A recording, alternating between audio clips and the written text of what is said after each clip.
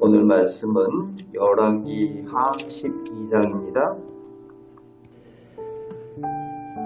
성전에서 성장해서 7살에 유다의 왕이 된 요아스가 40년 동안 통치했다고 오늘 본문의 1절 말씀이 시작하고 있습니다. 하나님의 법과 말씀에 따라 나라를 다스리니까 평안하고 태평성대를 누렸다는 얘기입니다. 40년 동안 평안하게 태평성대를 누리면서 나라를 다스렸던 그 비결이 2절 말씀에 나오고 있죠.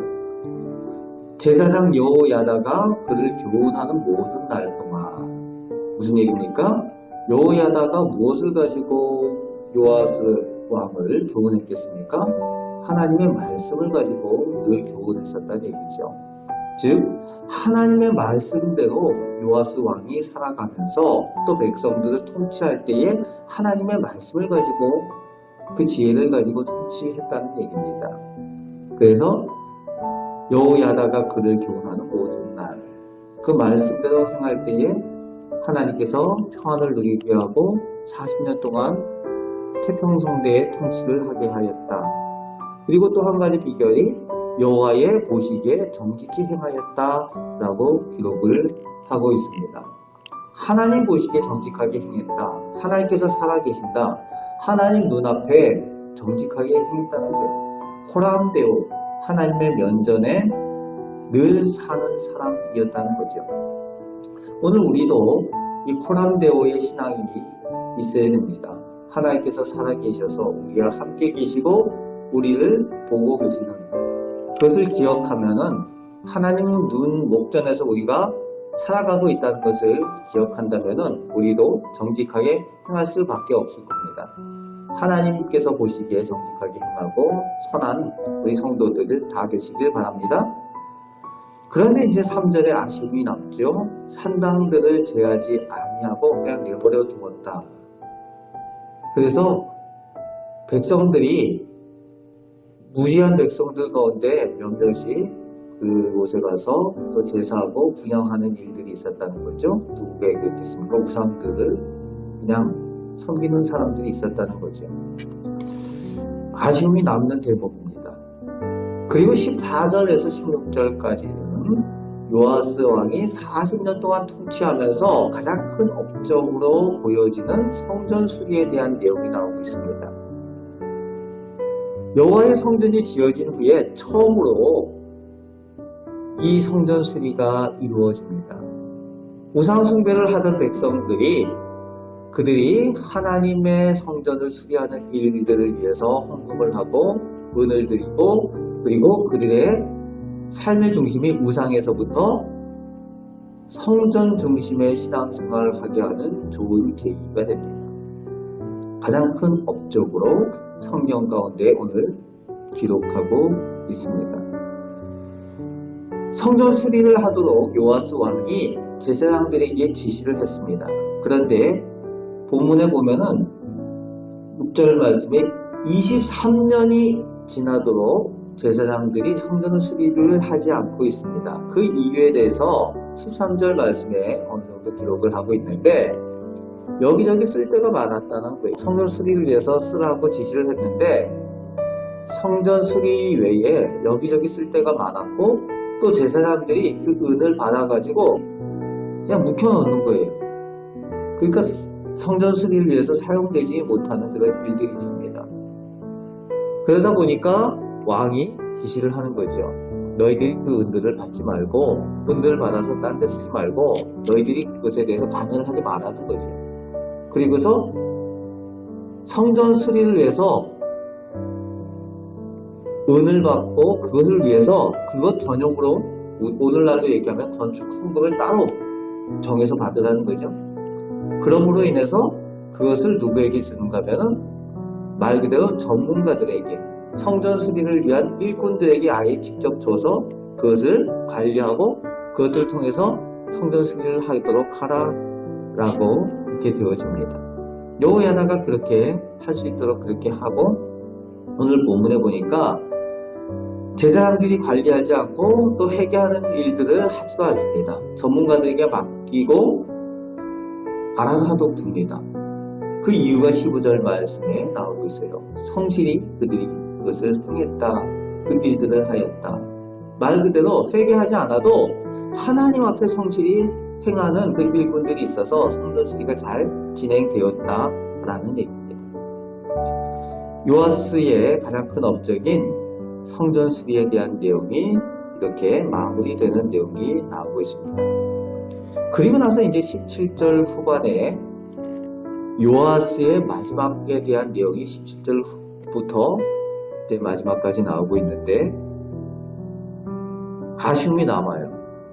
아람 왕 하사엘이 블레셋의 가드를 점령을 하고 유다의 예루살렘으로 쳐들어오려는 그 침공하는 내용이 나옵니다. 그때에 유다 왕 요아스가 조상들이 구별하여 성물로 드린 것들, 여호와의 성전에 드린 것들, 그리고 거기에 금그릇, 은그릇, 이런 성전에서 쓰여지는 것들, 그리고 왕궁의 그 보물들을 아람 왕 하사엘에게 주어버립니다. 하나님의 것을 이 왕이 그냥 주어버려요. 능히 승리케 하실 하나님을 신뢰하지 못하고 전쟁하지 않고 그저 하나님의 것을 이방 왕에게 마음대로 주어버리는 것이 아쉬움으로 남는 거죠. 20절 말씀에 요아스의 마지막이 자기가 믿었던 신복들이 반역을 합니다. 그 신복들에 의해서 죽임을 당해요. 신복이란 말이 뭡니까? 말 그대로 내가 믿는 사람 아니에요? 그래서 가장 가까이 두는 사람? 그런데 가장 믿고 의지했던 신복들에 의해서 요아스 왕이 죽음을 당했다는 거예요. 왕으로서 신뢰를 잃고 권위를 잃어버리고 이 신복들에 의해서 죽임을 당하는, 사람을 믿을 수 없는 것에 대한 것을 명확하게 정의를 하고 있습니다. 하나님을 신뢰해야 되는데 사람을 신뢰하는 것으로 인해서, 재물을 신뢰하는 것으로 인해서 마지막에 아쉬움을 남기고 있습니다. 그의 마지막이 이렇게 끝이 납니다. 40년 동안. 그리고 그가 그의 조상들과 함께 장사되었다라고 하면서 마무리를 하고 있습니다. 오늘 본문을 통해서 하나님께서 우리에게 주시는 오늘 교훈의 말씀은, 우리가 늘 하나님의 은혜로 평안하고 하나님의 인도함을 받기를 원하면은 하나님의 말씀대로 행하는 것이 필요합니다. 그리고 여호와의 보시기에 정직히 행하였다라고 했던 그 비결을 오늘도 우리가 기억을 하면서 오늘 하루 사는 동안 하나님의 목전에서 늘 정직하게 행하는 우리들의 삶이 되어야 될 줄로 믿습니다. 그리고 두 번째는 끝까지 하나님을 신뢰하는 일, 끝까지 성실히 하나님 앞에 행하는 일을 할 때에 하나님께서 우리와 함께 계시고 능히 이기고 승리케 하시고 은혜 베푸심을 믿으시기 바랍니다.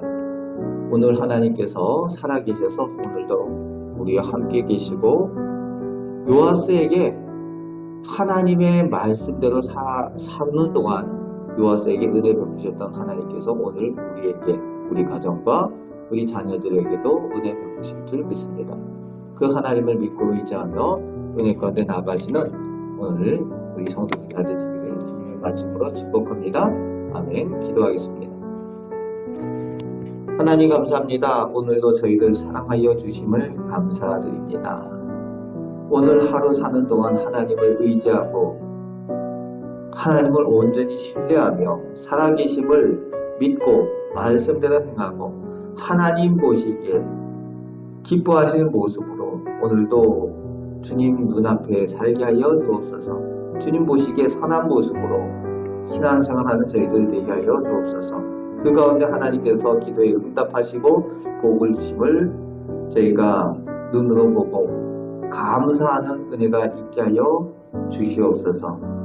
오늘 가정과 우리 자녀들 위하여 기도할 때 하나님 은혜 내려주시고 또 저희가 맡겨진 바 기도에 책임을 다할 때에 하나님께서 저희 나라와 저희 지역에 은혜 베푸실 줄 믿습니다.